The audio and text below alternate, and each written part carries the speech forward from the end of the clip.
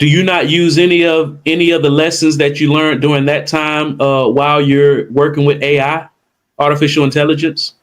From a leadership standpoint, I use the leadership skills I developed in the Navy every single day. Now as it relates to AI specifically, that's an interesting field. So the ability to look at, an ambiguous situation and apply kind of systems thinking to that is absolutely something that the military does.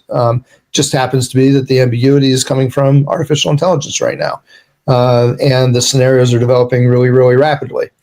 But yeah, the skills, when I was in my 20s, I never really thought about the kind of skills I was learning and whether or not they were applicable. So many people, when they get out of the military, think, well, I don't have any skills that are useful outside of the military. And they couldn't be more wrong.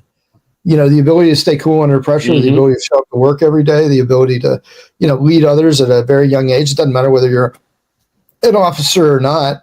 Most people, from, very early on in their military careers are leading other people. And the ability to manage, demanding schedules, the ability to deal with shifting priorities, the ability to work with all kinds of levels of individual. All this stuff is essential in almost any kind of role with responsibility. It's all stuff you learn in the military. So, I tell people there's lots of skills you get in the military.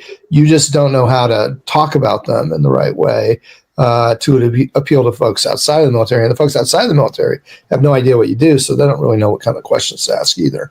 So that's a big, that's a whole big area of opportunity, I think. But every single day I use what I learned in the military. I was, for all intents and purposes, I was a nuclear operator when I first started off, because a submarine, 60% of a submarine is a nuclear power plant. So you learn how to do that. And then the other 40% is, highly classified, state-of-the-art, operational, fighting and intelligence gathering platform. And you learn how to do that. By the time I was 25, I was running stuff in that kind of environment. And so do I do nuclear engineering now? No, I don't. Do I manage really complex schedules with all kinds of different people with lots of different backgrounds that need to all be aligned in the same direction and have to cope with changing situations and things that go wrong when you don't expect them to? Yeah, absolutely. I deal with that every day.